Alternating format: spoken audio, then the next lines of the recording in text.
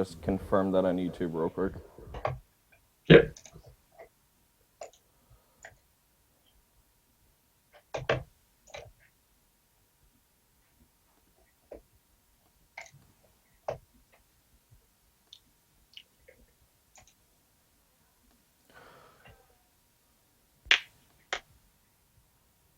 Okay. Well,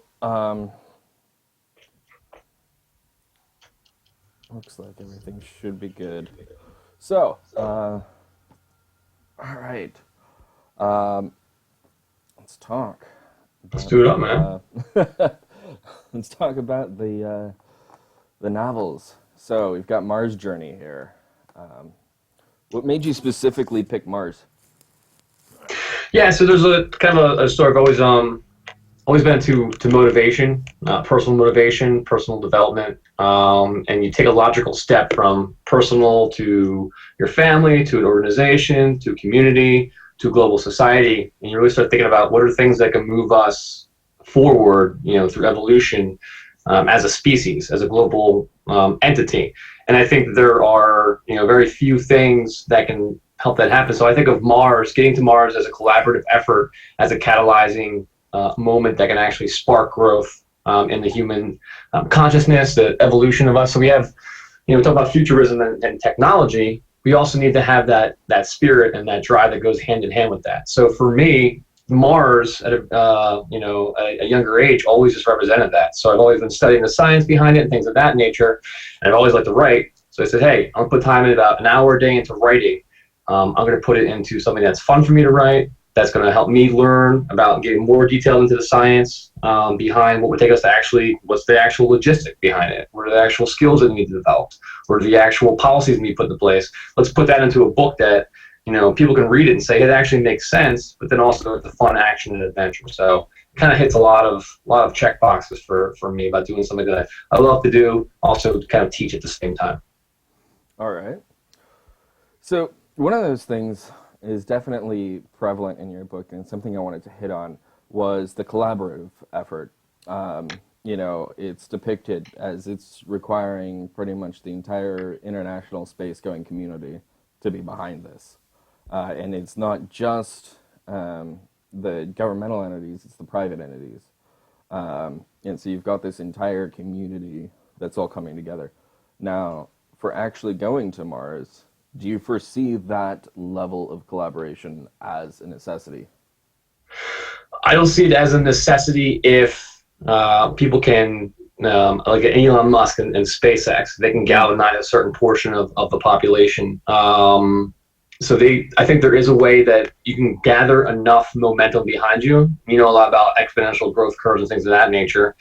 I believe that public awareness, public opinion can actually be a fuel to the fire. So someone like a SpaceX, like Elon Musk, could be able to do it on their own, but I think that you only have your chance so much in the spotlight. There's one crash away from SpaceX, not necessarily, hopefully it will not happen, but I mean, all of a sudden things can go poorly again. So instead of relying on just, a SpaceX or just United States or, just China to do it in 30 years, I think that it makes sense to spread it out. And I have this focusing lens, philosophy that, all these different government organizations, private organizations, nonprofit organizations, people that, the community of people, the Mars Society, there's also a lot of communities that build up around that. I have a page, I Love Mars, about 27,000 people on there that are dedicated and motivated about getting to Mars. So instead of saying, here's one piece and here's one piece and here's one piece, and maybe hopefully they'll do it, if we can find a way and act to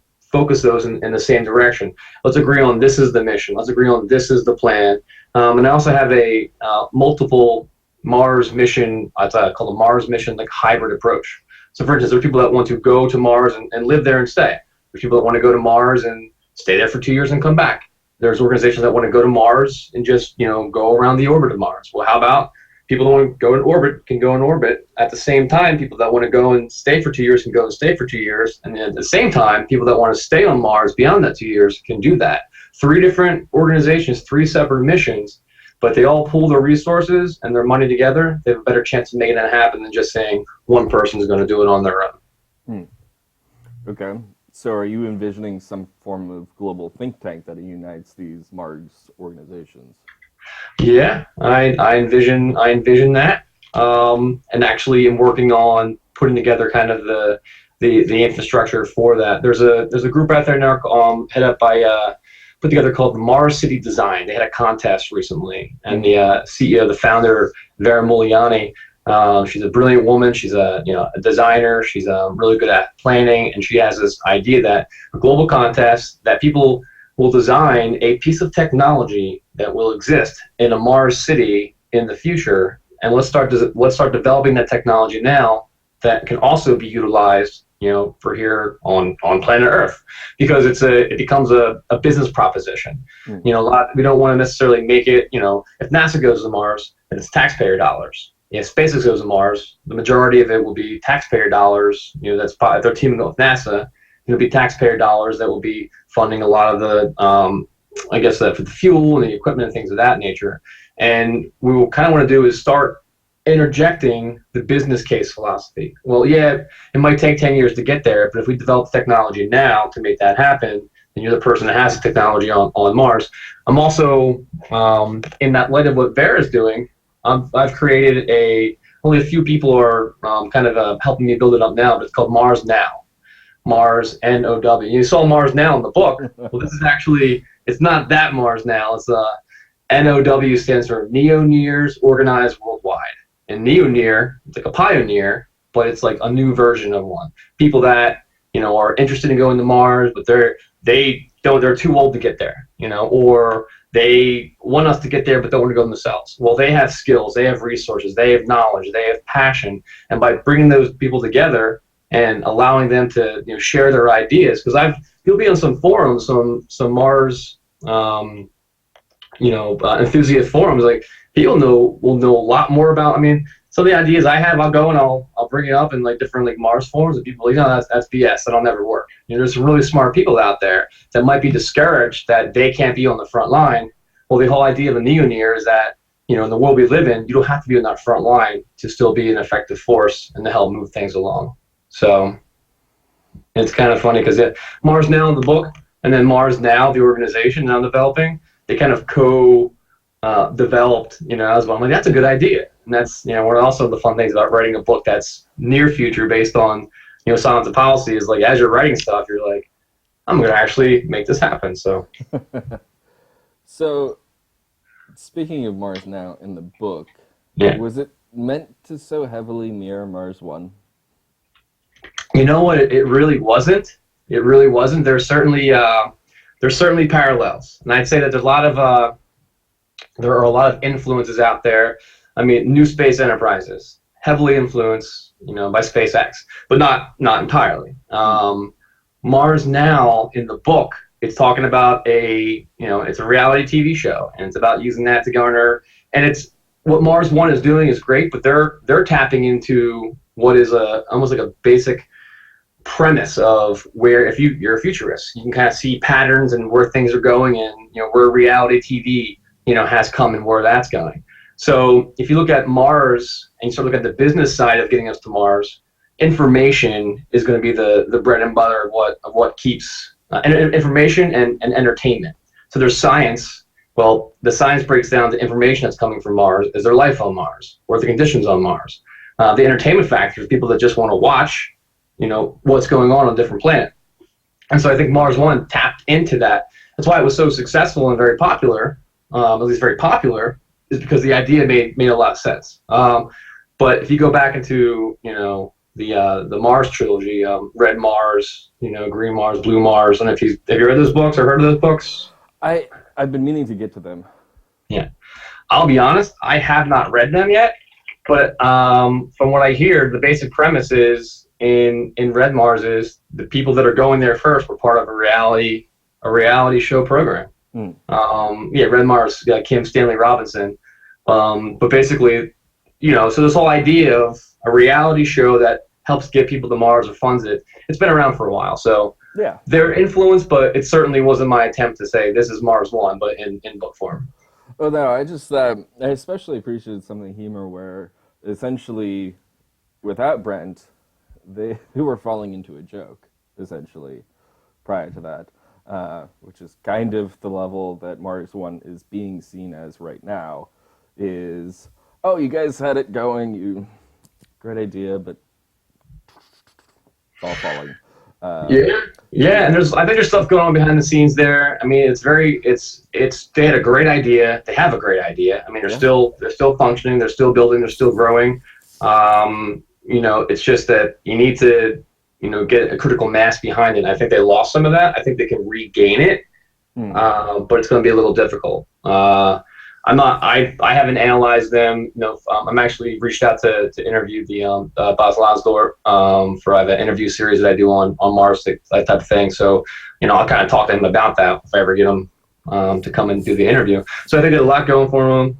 Really piqued interest. Really helps spark a movement. And sometimes that's what organizations are good for. That's what moments are for, is just sparking the idea and get us talking about it more. We would not be talking as much about Mars now if it wasn't for Mars One, for certain. And I think that there's a lot of people that have. I mean, there's still 100, Martian, wannabes or Martian people that are trained to do it. So they have a plan. I would like to see them be successful. I don't know if they'll be able to do it. They already know they can't do it on their own. So who knows what they're doing, but hopefully.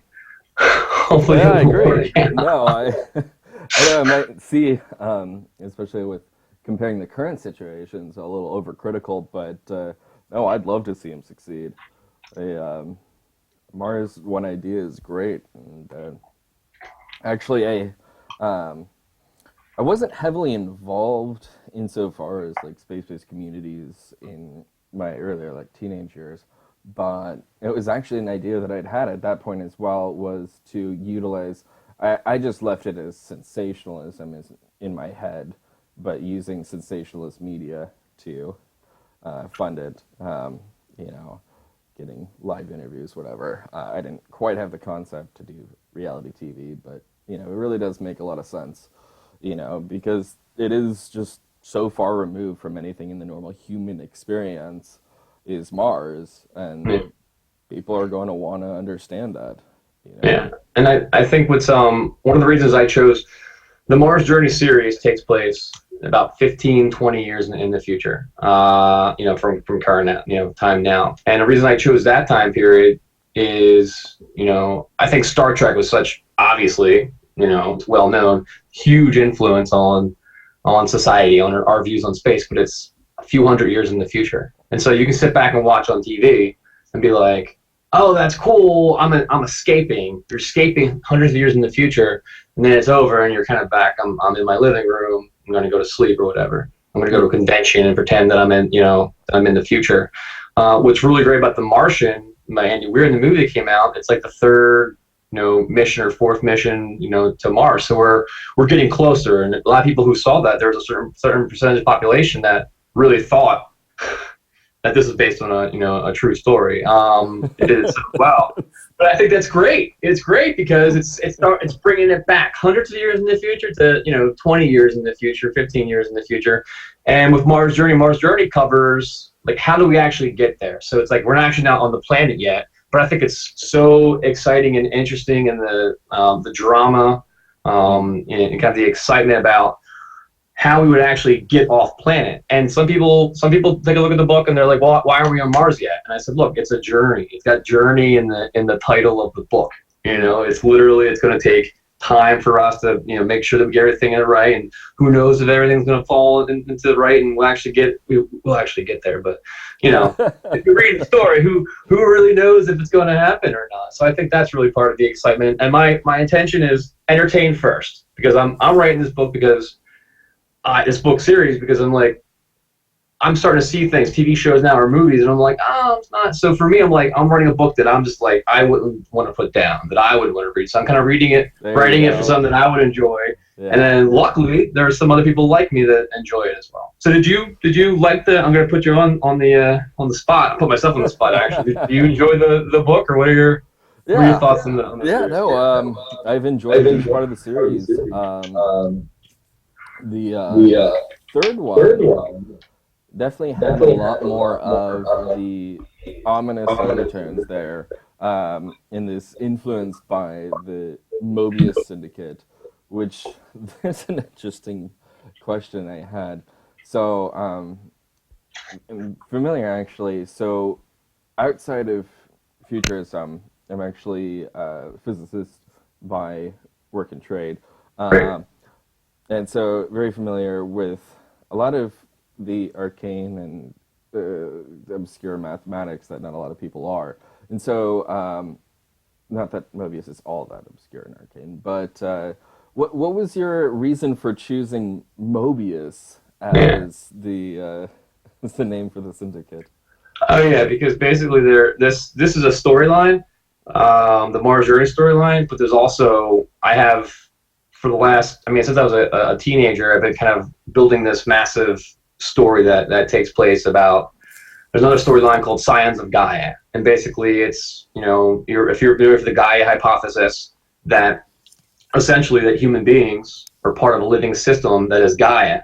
And Gaia is essentially, it's not necessarily the goddess of Earth, but it is that, we are a self-regulating system. We breathe out carbon dioxide, plants turn it into oxygen, and that carries over not just to plants and humans and animals, but also into the atmosphere. We regulate our own environment. We're one living system. And as we are approaching, things like global warming and massive species die-off and things of that nature, if we're part of this living system and we have a DNA that's kind of grown and evolved along with the Gaia system, then wouldn't there be a fail-safe or some mechanism that's in our DNA that kind of switches on and says, like, people start realizing, like, wait a minute, we need to stop, doing what we're doing. And we call it the scions of Gaia. Scion is of noble, origin or of noble birth. And basically, there's people that wake up and have this like a switch, a DNA, switch kind of like clicks on, and now they're starting to kind of fight back against global warming and these big corporations and things like that. And so, and some people might have, I don't know, special powers. I don't want to get too, so I'm kind of keeping the storyline separate. But that whole storyline goes back hundreds of years, Mm. and so this Mobius Syndicate will definitely show up throughout history. So I got storyline 400 years ago where there's a variation of the Mobius Syndicate, and basically they're trying to, have their influence and, have not themselves individually live on forever, or maybe they will, but at least have their methods and their organization that will live on and, be ultra powerful. And yeah, so that's where it came from. Okay, well, that was quite interesting. It wasn't actually quite where I was going with that. Okay. Though that was definitely interesting information to have. No, I'm just meaning like the name Mobius itself, the reason Yeah. for utilizing that specific symbology of Mobius. Yeah, well, that's where I was going with. Basically, they want to, yeah, they want to last forever. They want to Ah, continue on. okay, They want to be the end I and the see. beginning. Yeah. What are you thinking? No, no, sorry. Nah, go with it. 'Cause what's cool about this? Honestly, what's cool about I'm doing these the series as novellas, and what that allows me by trade I'm a consultant. I do cybersecurity. I also help people start entrepreneurial businesses and things like that. So by doing novella size allows me to get every 3 months a book out, and then also a lot of people like to read an hour-long book. Mm, But what's also really cool is I'm using an iterative approach. Essentially, as I get feedback from people, I'm kind of like, oh crap, yeah, that's a really cool idea. I'll put that in the next version. Or maybe, I mean, I haven't told anybody the origin of the Mobius Syndicate yet. So if you have a really cool idea, I might be like, oh crap, yeah, I'm gonna write that down. That's cool. And then and it's cool. Like I point it out to people. I'm like, look what I did here. And people are like, oh my god, that's my idea. I'm like, thanks, man, I appreciate that. mm. Oh, all right. That's actually one of the things that I had. You get a little notepad open of different questions I wanted to make sure I brought up, and that was one of them. Was your reasoning for doing these short novellas like that? Um, because you're building one continuous story. You know, and so traditionally it would be the realm of the novel to in series of novels to build a continuous story like that. Usually novellas are a little more dispersed insofar as the story. And so yeah, I was curious as to your reasoning for that, which I mean it makes a lot of sense. Is they're easy to get out. I mean, easy to get out for me to create, easy for people to consume, easy to make changes before I get too far along. I mean, I could sit. I've got friends who are really good writers, and they'll work years on a novel. They might have a full-time job, work years on a novel, and then they'll get it out into the marketplace. And some people will buy it at first, then the sales drop off, and that's a really good book that's sitting there that like no one hardly is watching or reading. So, so for me, I call myself basically an author entrepreneur. And if you're a futurist and you're doing this right now, you're an entrepreneur. If you're an author in today's day and age, you're an entrepreneur. If you're an actor, you gotta treat it like an entrepreneurial activity. And I said to myself, I don't want to put this book out there. I think, and then have nobody read it, or at least not have it get a chance. So also what you do is you kind of take lean startup methodology where you want to fail fast and then, either pivot or give up on an idea. And so I put this book here as a novella. And I tell you what, if everybody said it sucked, I might have stopped. I might have spent, 6 months writing it. And then like, okay, no one likes it. It was fun. But enough people are like, this is really great. What happens next? And so that's like, oh, okay, cool. But like my mother-in-law is like, I don't feel like there's a really strong female character presence. And I'm like, you know what? There's not. You're right. So in the next story, I have Vanessa Dorn, who's now the assistant to Hargenrader. And now she's like, oh my God, I love Vanessa Dorn. I'm like, that's your character. That's for you. So I just didn't want to be, just get it out there, have no one read it. So I want to give it a chance to actually survive and to thrive. Interesting. Yeah, and I guess one final thought is the novella or the serial story. I mean, that's the origin of the story. Like Alexander Dumas, like he, Three Musketeers. That was all serial fiction. That was all short form. Get it out there, and even back in the 50s and 60s, with sci-fi, there were 40,000 words, 50,000 word novels, and I think just kind of like studying the history of it, they grew to these 80,000 minimum. 120,000, 200,000 thick books, because really the publishing houses, they wanted to see a thick book as looked at as representing more value. So you pick up a little book or a big book, the bigger book represented more value, even though a lot of our like most cherished like sci-fi stories are like not that long. So in many ways, there's a lot of factors that go into it, but it was nice to see that when I looked into the history of it, that we went from short form to a longer form, and I'm okay with revisiting what's worked in the past. Yeah, definitely. Arthur C. Clarke, a lot of his stuff was pretty short. He had an idea, he had one specific thing that he wanted to explore. He explored it, he was done with it. Yeah. And I always appreciated that about him. So you talked a lot about being entrepreneur, being a coach, things like that. Do you have any advice for people that might be watching this as to how they might get involved in an entrepreneurial aspect with, let's say, near future space exploration? Yeah. So I would just say that a lot of people have this idea that they're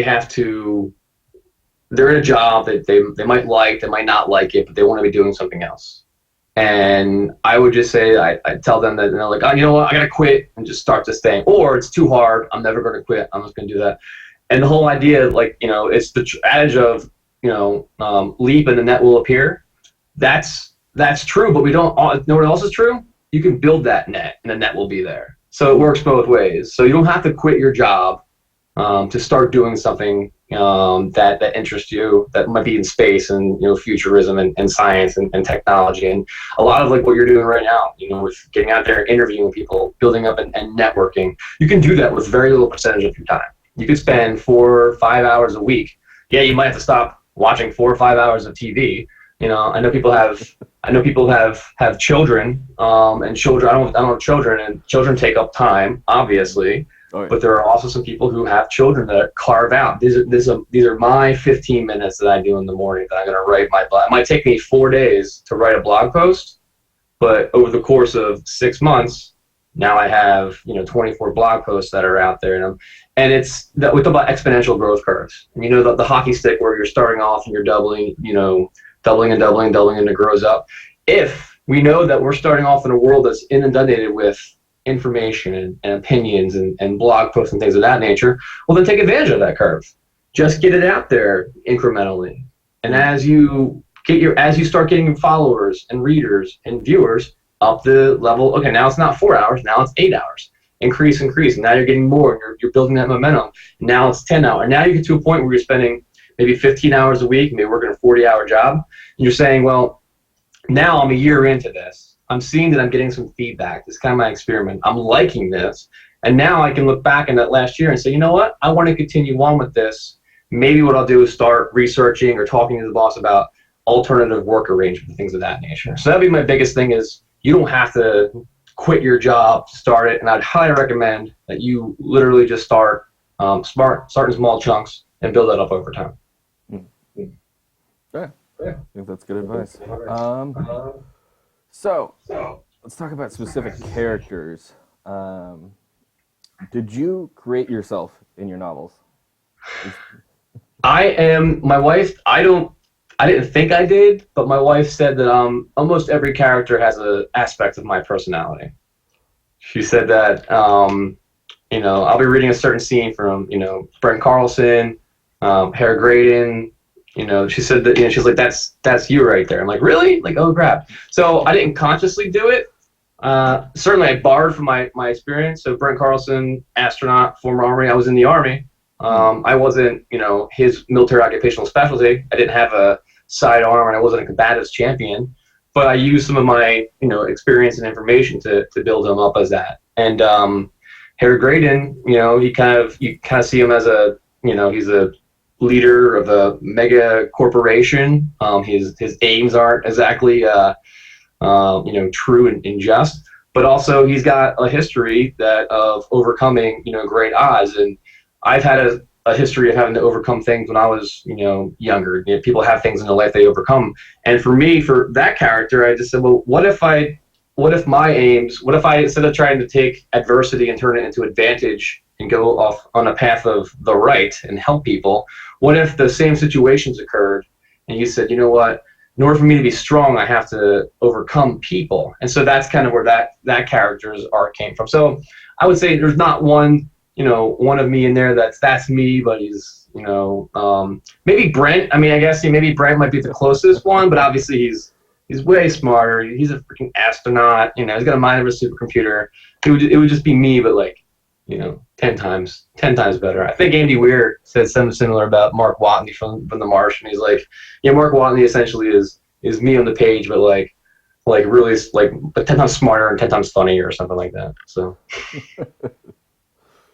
Yeah, I think a lot of people do that, essentially write themselves as they would like to be, essentially. Yeah, and I wouldn't like to be Brent. I like my life. I wouldn't want to, he's, he's got part of my personality, but he's doing his own thing. His wife, Shayla, who dies very early in the series, in the first, No, thank you. But it's in the description, on the page, but, I have a very loving relationship with my wife, and I wouldn't want to be going through what Brent's going through. On a mission, driven, but missing the love of his life. So, kind of a tragic way to get started, but that's kind of the catalyst that character needed to, I guess, when he's taking on. Yeah.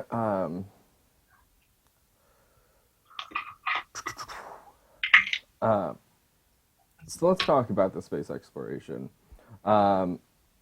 There's a camp that wants to go directly and shoot to Mars. Go for the long shot, head directly to Mars. And then there's the other camp that wants to build first on the moon, use that as an easier starting playground sandbox, and then head off to Mars. Where are you? I'm in the Mars first camp, and here's why. I think logically it makes sense to go back to the moon, to build up resources there, to have an actual permanent human settlement on the moon itself, to test out new technology, to launch equipment and build up our supply depots and geosynchronous orbit and all this fun stuff.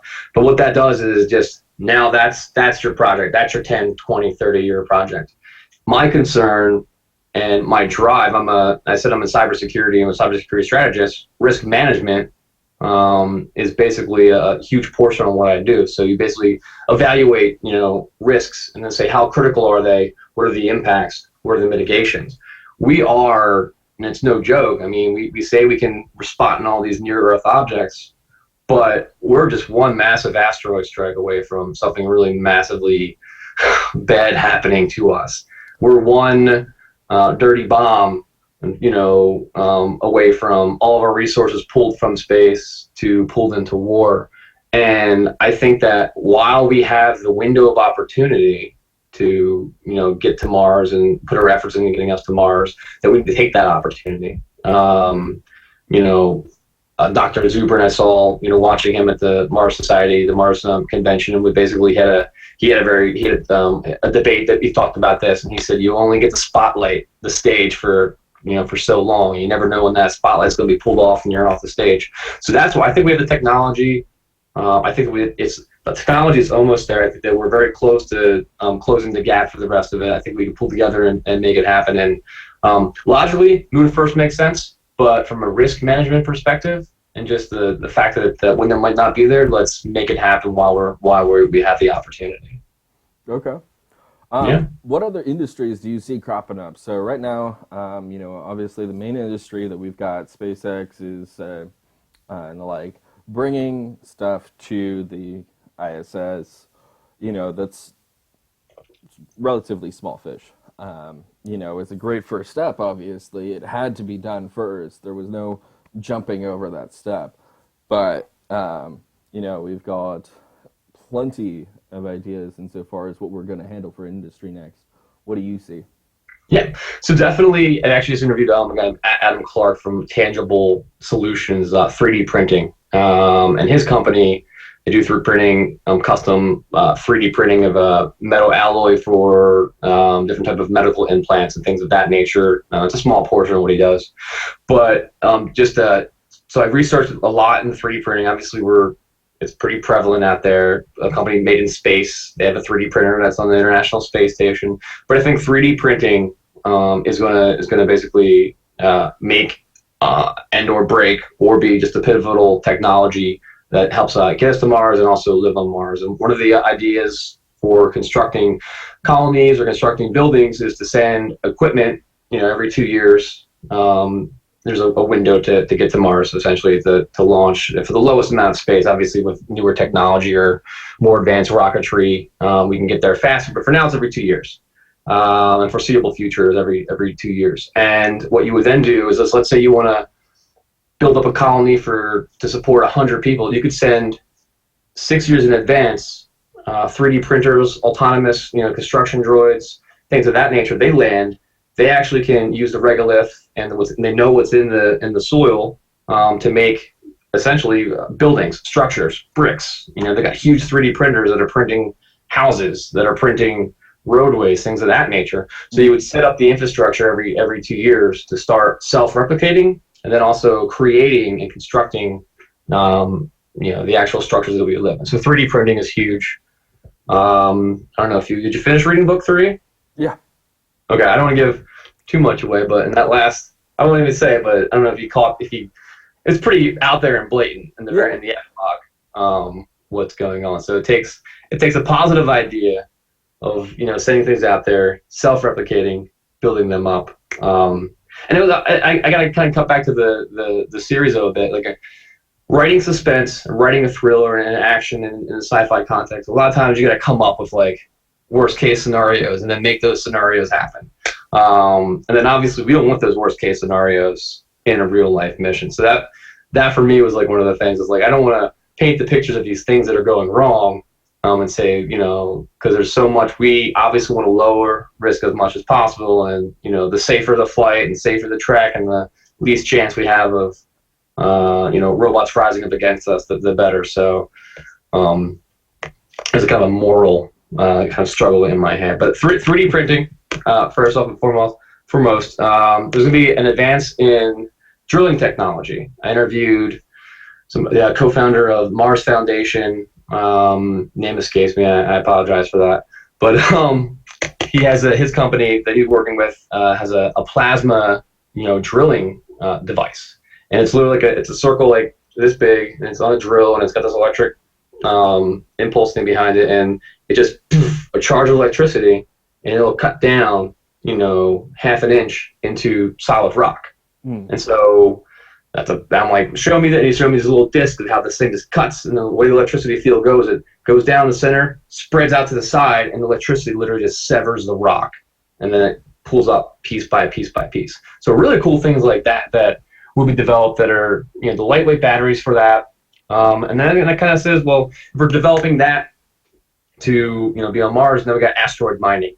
The whole idea of, using the same technologies on asteroids to basically take what resources they have, what minerals and components, because we said about the 3D printing, well, you might not have all the resources you need, so you could latch onto an asteroid, latch on and, basically harness or mine those resources and use that.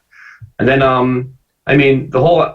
I would also say that the whole idea that kind of combining all those different ideas and then also bringing that back into entertainment and things that are really exciting. There's a whole little subculture of people that are pre-designing like moon rovers, like kind of like robots that they want to have that will, when we get to the moon, that they can actually operate remotely. And I think there's a whole entertainment industry that can crop up from, people that have something on Mars that they can actually, the reality TV show, one thing for one, but also how cool would it be to have your own personal, rover on Mars that you co-own or that you share, part of, or that, you pay a certain amount of money and you have to operate it for a certain amount of time. So there's all these little things that like, we don't really have the opportunity to do that right now, but it might be cool when it kind of springs up that are kind of outside the norm. And that really, speaks to, futurism and kind of predict. There's the singularity points. It's not just one singularity. There's multiple tiny little things. And we're actually living on Mars, right? When we're living on, we're living on Mars. There's things that we don't even know that will come up that'll be beneficial. Oh yeah, no, I agree. No, a lot of the stuff here I'm asking, is just getting stuff like this out there to the audience itself. Oh, yeah. I am kind of asking you questions leading to what I want people to hear. Yeah, you're the interviewer. That's what you do, man. Anyways, so one of the biggest things, honestly, I'm kind of surprised you didn't bring up is space tourism. It's something that's already first private ticket to space went for $2.2 million. And something I definitely see cropping up a lot more is this idea of space tourism. But since you're talking about the entertainment aspect, you see space hospitality coming into play. Oh yeah, absolutely. So I don't know if that's going to be near future, but certainly in the mid future that's going to be huge. So part of what's interesting is for the Mars City Design Contest that I mentioned, that actually is the first year that kicked off, and I was on a team that we're actually placed third. I'm working with a guy named Jeff Purnell. He has a technology from Galactic Farms, and it's about growing basically food indoors in self-sustaining aquaponic systems, small spaces. So we put forth that's the type of technology that we could have on Mars and then also have here on Earth, and that ended up doing real well. It's third place currently. But the idea behind that is, as we were researching a society on Mars, a city of 1,000 people, 10,000 people, space tourism was huge on that, because going back to this business proposition, a long-term business proposition, you have people out there that are living. You need to obviously have money to bring more people out there, or if you're sending equipment or wine, let's say you're making wine on Mars or making cigars on Mars or making these things and bringing them back, it's going to start to elevate that kind of like luxury feel of Mars. And so yeah, definitely. So we got the Tharsis region is one of the more, I guess, prominent. It's further away from water, but you've got the Olympus Mons. Huge, one of the biggest volcanic structure in our solar system. That's right there. And then you have, the Tharsis Plateau, you have Valles Marineris, where it's the hugest, it's like the grandest of the Grand Canyons. It's two of the, wonders of the solar system that are within, 2,000 kilometers of one another. And it would say, hey, this will be a 4-year, let's say, lifespans are increasing, we're up to 100, 110. And say, hey, here's 4 years out of your life where you're going to Mars, you're living there, you're traveling, you're seeing the greatest wonders of the solar system, and then you're coming back. So yeah, I think that's going to be a huge draw, especially because as technology makes life easier, it's not ubiquitous across the planet right now, obviously, but as it does make life easier, people have more free time. People will have money, and ideally, people are working less, have more money, still have a high quality of life. They're going to do more exciting, adventurous things, and that would be like one of the greatest adventures. So there's an interesting topic to bring up. I didn't actually anticipate bringing this up, but we've talked a lot about automated, droids, things like that, actually capable of doing what would traditionally be thought of, humans' work, building a settlement, and talking about how it can make people's lives better. But what are your thoughts on the idea of this coming technological unemployment? Right now we've got about 8 million truckers in this country, and we just had a fleet go through Europe. I think I'm with your 4 different countries. No accidents whatsoever, and these were completely automated trucks that went through. And the thing is, once you've got this truck that can go on its own, has absolutely no need for sleep, obviously, it's a machine, can keep going, it's better than a human driver is, those 8 million people are about to hit the unemployment line within probably close to the near 10 to 15 years. The next 10 to 15 years, they're going to hit that unemployment line, taxi drivers, anything like that. Say goodbye to professional driving, unless it's for entertainment, obviously. But how do you feel about that, and how do you see that going? Yeah, and that's why I said there are multiple kind of singularity points. And for me, there's this great singularity of, this idea of like life will never be the same again. We can't predict anything beyond that. When I said multiple singularities, I meant in the transportation industry. Let's just say I study transportation industry. I study all the analysis. A singularity point in that one industry would be that, proliferation of the automated trucking system. Like, who the crap knows? The AI when that comes online, that'll just change. More advanced AI comes online, that'll just change in different industries. So that's what I meant. Kind of like multiple singularities, where like each different field kind of has a thing where you can't predict beyond that point. And that's another thing. Like I've been thinking about this very, very often in California. Where are you at right now? Washington. Well, California, they had to think about, in a couple places, about raising minimum wage to $15 an hour. Seattle's got that. Yeah. Okay. And so it's something that it makes sense. And I'm not an economics person. Obviously, I'm saying I'm just some expertise. But immediately people were then saying, well, if they raise that, I'm going to start automating fast food restaurants. And I was at the Philadelphia airport, and I sat down in the Philadelphia airport at an automated restaurant where I just sat down, ordered everything on my screen. Someone brought it to me, and I'm like, holy crap, like this is the future, and it's matching up with something that's, 15 increase in minimum wage. That means a lot to that family. I'm sure it does, but like automation's right there, and that's just kind of like making that 10, 15 year, that's like a 1 year, 2 year, 3 year thing. So I think it's coming. I think that it's going to have good and bad effects in the short term. Personally, I've always tried to stay ahead of the catching up like growth curve. So originally I was into information technology administration, and then I saw how commoditized that had become, and how you could outsource that. And so then I got more into cybersecurity. It's harder to outsource cybersecurity, but now we have systems that are kind of taking the job and automating that. So now it's like going out and, what's happening in the wave of the future are the people that are the entrepreneurs, are the ones that are going out there and, instead of working for one company, they are building a business where they have 100 customers. So instead of one source of employment from, the corporation. Now they have 100 sources of income. Something bad happens to 30% of that, they still have 60% of their income. One thing bad happens to that one job, that's their sole source. You know what I'm saying? So Yeah. a lot of things, it kind of falls back to an individual to be aware of the coming change. If they can get different skills, better skills, get into a different area, stay ahead of that. Truck drivers. My father. I mean, my father. I grew up. He's a maintenance mechanic.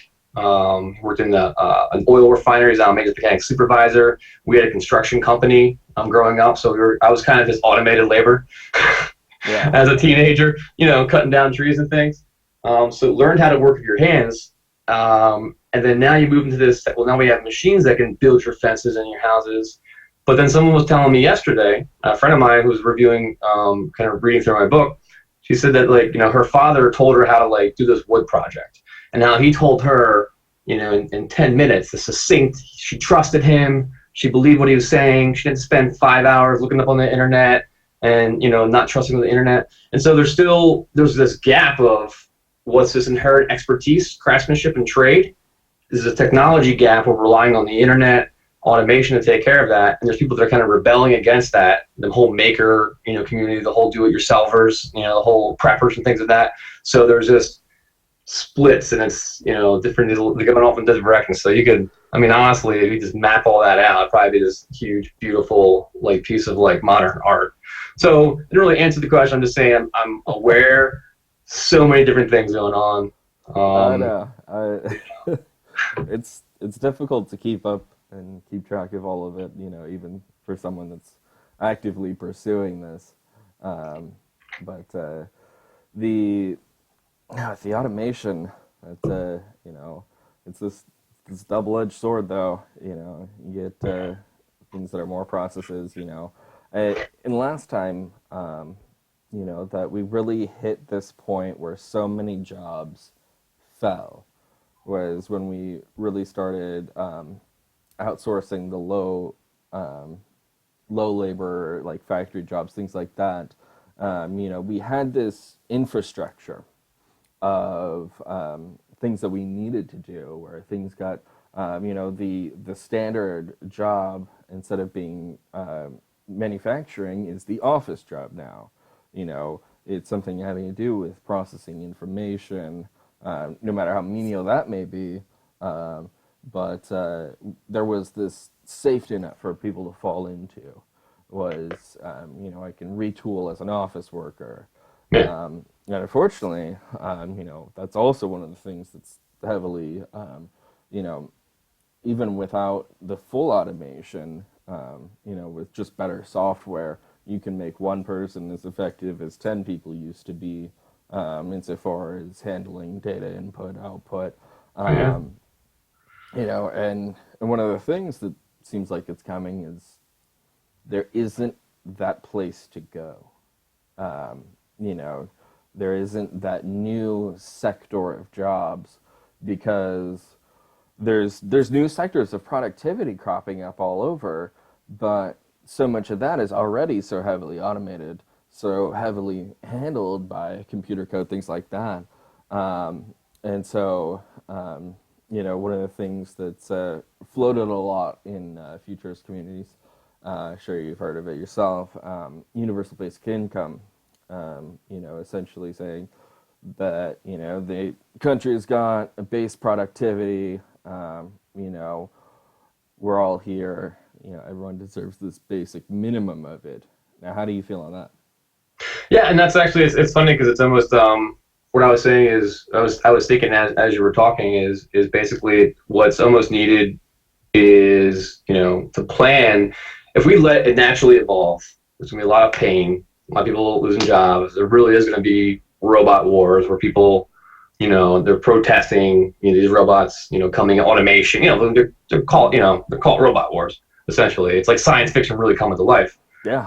And it's like, well, how do you fix that? And it's like, well, you could predict where we should be and then start building that. And then where it really comes down to is you're constructing for everybody, this community for them. And it brings up the idea of communism, which, it's a bad rap, but people, doctors make the same as, store clerks and things of that nature. And so there's some the idea of it has merit, but then it also runs into issues with, well, that will, it drives down people's motivation, drives down people's, so then, yeah, so it's, I think that it comes up because it's a natural view, natural, like, logical step, but then in reality, in practice, especially depending on the culture of the country you're trying to implement something like that, I think it can run into some huge problems. And even for people that they might be losing their job, but they still wouldn't accept, something like that just on principle. Like, no, that's a communism. Like, no. So, Yeah. or socialism. I guess socialism's a worse word than communism now. Um, Yeah, and communism's just lost a lot of its power. There's North Korea, but even China isn't really communist anymore. Like, there's a lot of private interest in China. so I just think it's interesting. Kind of why I'm writing the books, and I took up acting. While I'm Oh, growing out my hair, I'm actually in a play coming up, Macbeth, which actually will be taking place in Scotland. Is I kind of had this realization that I was so focused on work and so focused on developing a cybersecurity application that will automate things and probably reduce the workforce. Part of the problem. I'm so focused on these things, and I just took a logical, like, mind step. Like, where are we going to be in 10 years, 20 years, 30 years? The things that we're gonna, if things work out well and technology frees us up and we still have a quality of life, we're going to want to turn to the arts, to the writing, to the acting. We kind of go back full circle, to where people were having more personal interaction. So I just basically said, instead of waiting for that period to happen, like, let's start integrating more of that in our life now, and it's really raised the quality of my life. So I would just say it's also probably another thing, um, to think about, that if they're worried about technology kind of taking over things, if they're excited about it, start trying to improve your quality of life now by adding in more personal interactions, embracing the arts. They're part of our culture for a reason, because they're primal. They get to our essence. We got technology here, we got humanity here, we got arts kind of in the middle. So I'd say embrace more of that, bring that more into your life. oh yeah, no, I certainly see, kind of a emergence of the artisan, like, blowing up essentially. We've already got that, where this is artisan bread. This isn't, mass produced through the mains. This was someone that's actually a baker made this. You know, while that'll certainly be there, I really think that right now, as much as people are already on that, when that means humans were involved versus there were no humans involved. That is really, and especially as it breaches into new areas where now there is no differentiation, because most of the stuff is, there's both involved or even heavily just human. It's going to be breaching into those new areas, and then all of a sudden there'll be artisan things, artisan software, because Yeah. so much software is being written directly by a computer itself. Then you've got human-made software is this novelty. That's there's an Yeah, there's even interesting. you might know about this, but there's on the down low, a computer program wrote a number of books and sold them on Amazon and became bestsellers, and, like, no one ever knew that it was a computer that wrote the books. Yeah, no. There was I wasn't aware of that specifically, but there was one in Japan where there was a writing contest that essentially um, there was, I think it placed second specifically, but it was one that it was understood by the judges that AI may be participating, but it was a completely blinded out process. They read the submissions themselves and didn't get any Uh, information on who submitted the submission, and then the administration took the judge's input. But yeah, the one automated entry hit second on that. And it wasn't just like, it was like a creative writing one. Like, it wasn't anything to do with a technical document or anything like that. This was, I think poetry, and the Yeah, AI hit that's pretty second for cool. poetry. I mean, it's cool and it's scary. I mean, I'm not, I'm still a human. I like where things are going. There are people that, I mean, it's happening. It's progressing. Some people want to speed it up. Some people want to slow it down. I mean, there's no stopping it. So, No. but and that's kind of where, I mean, in the Mars Journey series, Atlas Force, Mm. the whole image of someone trying to carry the world on their shoulders. They're trying to assert some influence, but they're trying to do it from the outside, and that never really works out. So I mean, it's like, I guess you can try and put safeguards in place. Elon Musk, I think he got took some flack for he's donated some money into an organization that's not anti AI. But they're basically like, let's put safeguards in place, let's track the progress and progression. But I think those other things are kind of necessary. I don't think it's necessary I don't think we're going to stop it or can stop it. But less, I don't know if you can, the safeguards, I guess, will allow us to analyze it as it's in place, kind of give us feedback on what's happening, and so we know when we should start heading to Mars to avoid the AI apocalypse. Well, I'm just kidding about that one, or am I? it's honestly, there are a lot of different opinions out there about how AI will handle it if they reach that point of sentience. Start independently thinking, how will AI view us? And so many people think that they've got this boxed in interpretation, but honestly, my view of sentience in and of itself is that fact of, well, if it's truly sentient, then we can make probabilistic predictions, but we can't pigeonhole that. Because if it truly is, as we understand it, free will, then they might decide to say, you guys are completely dangerous, screw all of you, Yeah. we're going to kill you. Yeah, and I'm researching this for the Science of Gaia series, but one of the worst things or biggest attacks that they could do, and you may have seen it with like ransomware, where like you'll download a virus by accident or download some program that has a Trojan horse that basically encrypts your hard drive. You got to call somebody and pay them $200 to get the key to it and de-encrypt. But what if there was an AI or a runaway program that basically encrypted all the computers, all the servers, where everything's locked down? And guess what? You can't call them up. Hey, Mr. Master AI, can you get the key to that? No, like everything's encrypted, and they don't have to break. They don't have to get rid of it. Just encrypt it, and then you can't access it, and then we're brought to a standstill. So those are the kind of things like that. Really true. They're already out there in little tiny pockets. And that's why cybersecurity, to me, it's like still something I'm focusing on, because the challenges are so great. We get so caught up, in just amazing benefits of what, hey, this new thing can do this. It's like, great. Did you think about maybe making sure that was secure? No. The Internet of Things out there, where the next year or two, this pen's going to have an IP address, and I'm going to know where that pen's at. It's out of ink. It can be reordered. But was there security built into that pen? No. So if the Internet of Things is where physical objects have, you're probably familiar with this. Yeah. They have, but what happens is now, if physical objects become digitized and digitized connection, physical objects become an exponential growth curve.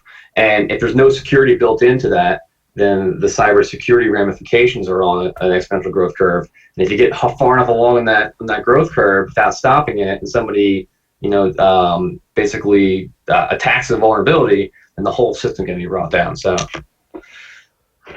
it's great times, man. Exciting times to be alive, Here's an interesting thing. So it's great that you're cybersecurity. You probably have a little bit better understanding of this than me.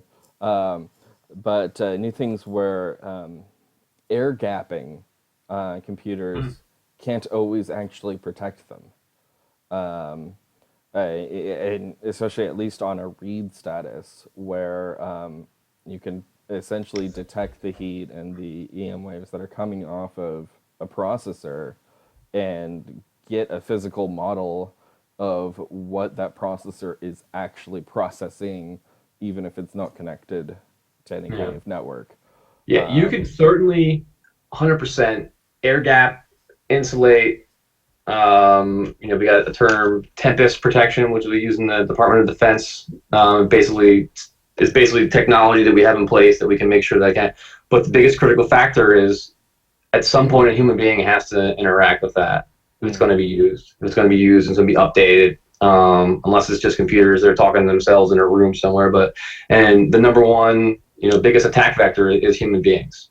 Whether they're doing it maliciously or they're doing it by accident, or they're going on and they're doing something and somebody mapped out what their protocols are and they get something. And the whole basis of security is with enough time and enough intention, any attacker, can basically attack anything. Yeah. And humans are the number one vector that you would go after to try and get to an air gap system.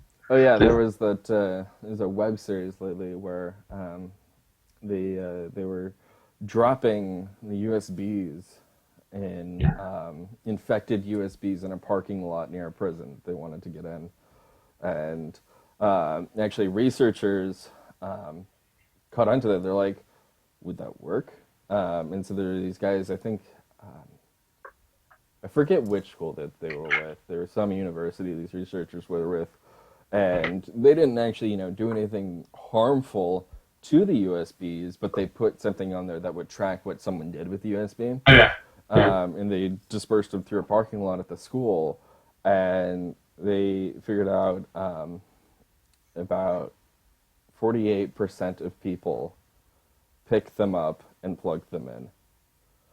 And every single one of those USBs could have completely, just compromised. Oh yeah, I mean the Department of Defense. There's a standing order that you cannot plug a USB into a laptop, into a workstation. If you plug a USB into any government equipment, technology will track that, will alert, and you will be disciplined, if not let go of your job.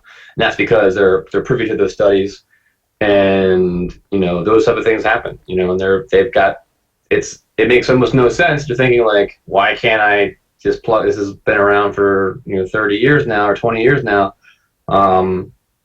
but they just want to avoid those type of scenarios, and so that's it. It's like, and they'll be all. But once again, people are still plugging them in all the time. So even though it's against the rules, even though they have tracking software, you can still do it by accident or on purpose. Yep. Yeah. So are you privy into far as the purported ramifications for cybersecurity of quantum computing? I haven't gone down that rabbit hole. I only have so many hours in a day.